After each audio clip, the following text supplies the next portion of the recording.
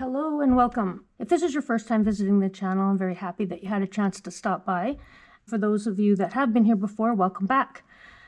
I just wanted to share a couple of things that I've been working on over the last few months, and I haven't really done a whole lot of posting in the last probably year. And I have been doing a lot of art, just I haven't been filming them. The video editing process, while also holding it down a full-time job, has been a little bit difficult.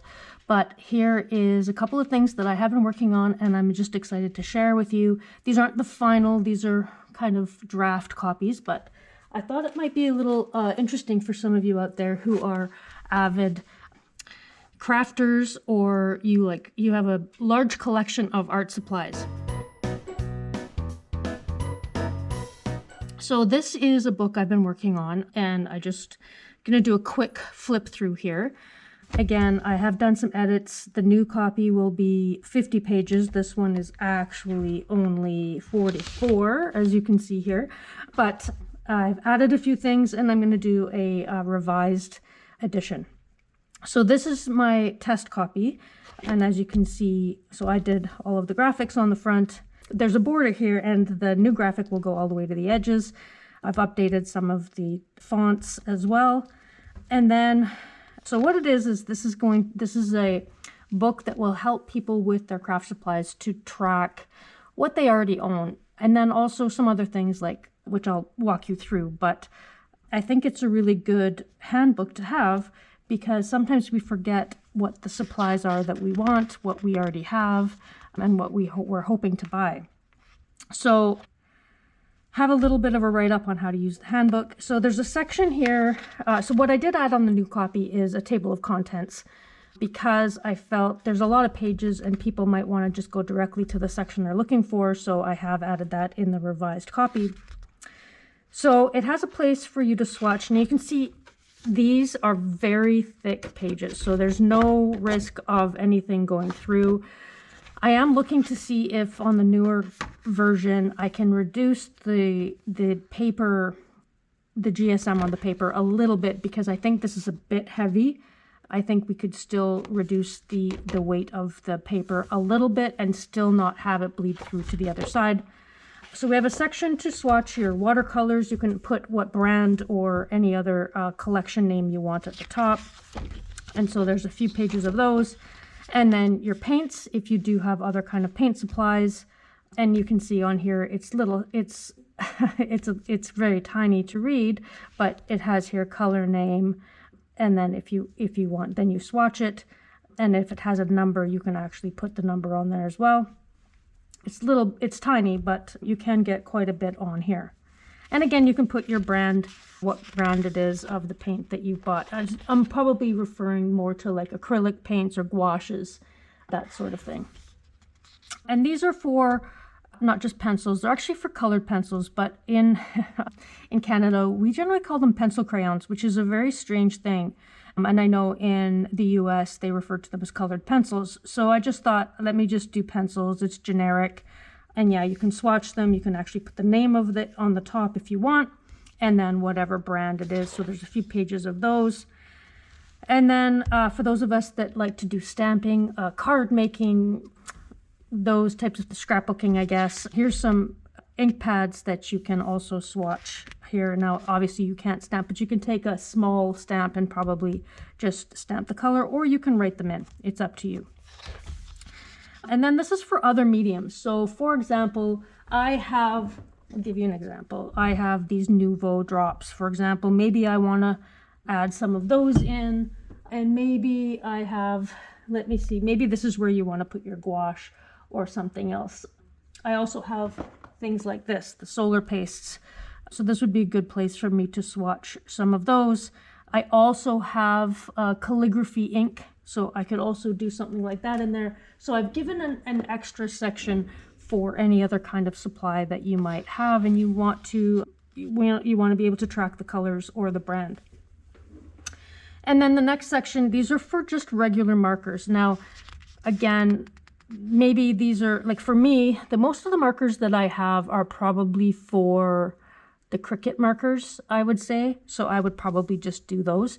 I don't generally use regular markers. I use alcohol markers, and so I have a separate section for the alcohol markers because I know that that is a really common, it's a common tool now for people to use. So I thought I would add those in its own section. On the revised copy, I do have additional pages for metal dies and the stamps when we get to that section because they take up a lot of room, and I know that when people have these dies, they usually have a lot.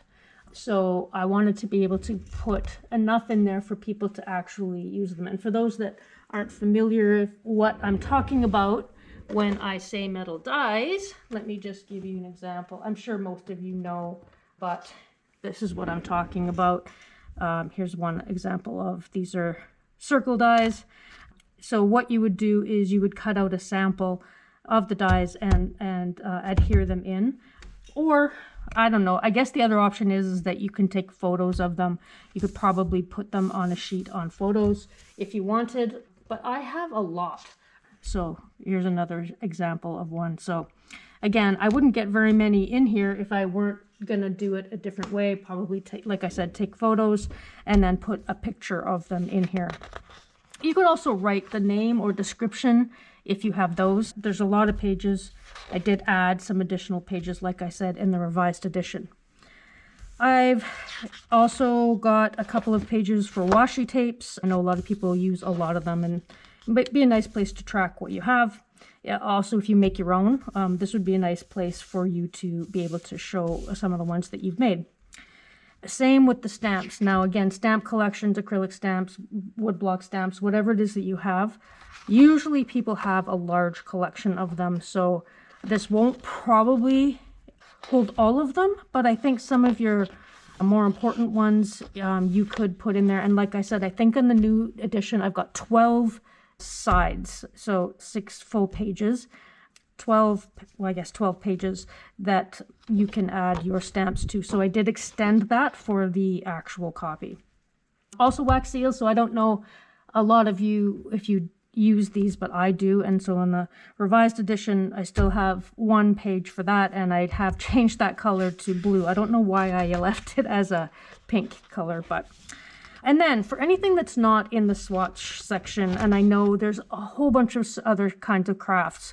Some people might do cross stitch or knitting, sewing. They might do acrylic, they might do like resins. There's a lot of different, there's, mixed media, sculpting, whatever it is that you might do as a crafter. I have added some additional pages where you can actually track what you have. So for each of these pages, you could put what it is that your craft is. So let's say you're a knitter, you could put you could put knitting, and then you could actually, if you have brands, you could put your brands there, and then you could put which ones you have, whatever it is that you do or you need in terms of your supplies. And then we've got a lot of other inventory.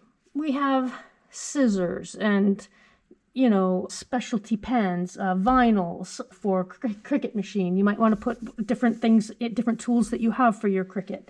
You might have different gessos. Whatever it is that you have, you could actually just do an inventory of your supplies, and you could write that out. And that's why I left a lot of space for additional inventory. I've got lots of things like ephemera, napkins, jewelry making supplies, lace, fibers, ribbon, wire, adhesives, metal charms, chipboard, stickers.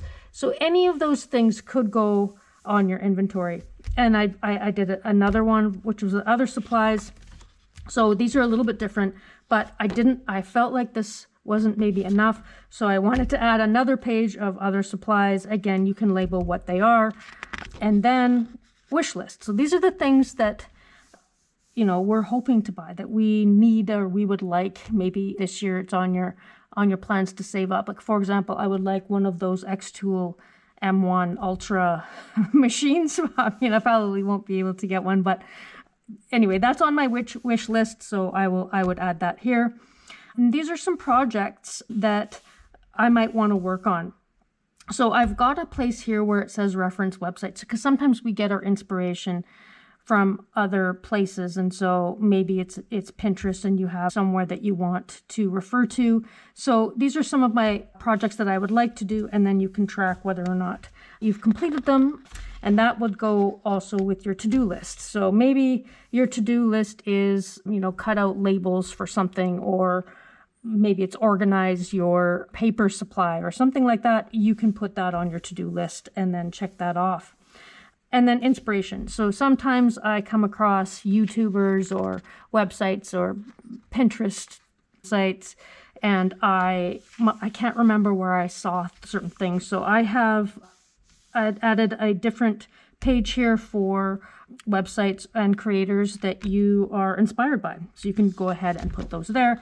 And then at the end, I have added a place for a little bit of a habit tracker. Sometimes it's nice, especially if you're somebody like a YouTube or you do blogs or whatever that is, or maybe one of your resolutions is to do more art this year. And in that case, you could actually do a habit tracker and track how often have you been spending doing your art.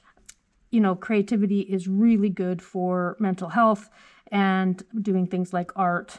So maybe that's something that you would like as a goal. So I have that page there. And that's about it. Again, these will be for sale once I have my final version on my Etsy store. For now, just let me know your comments, what it is you feel I haven't covered. I am, like I said, going to release this soon, as soon as I can get somebody who can basically reduce the cost for producing these, like the production costs on these. And because there will be 50 pages plus the front and back cover, they'll be hefty. It's a lot, but I think it needs to be, I think a lot of people have a lot of supplies, so it's really important that I added enough pages to track your inventory.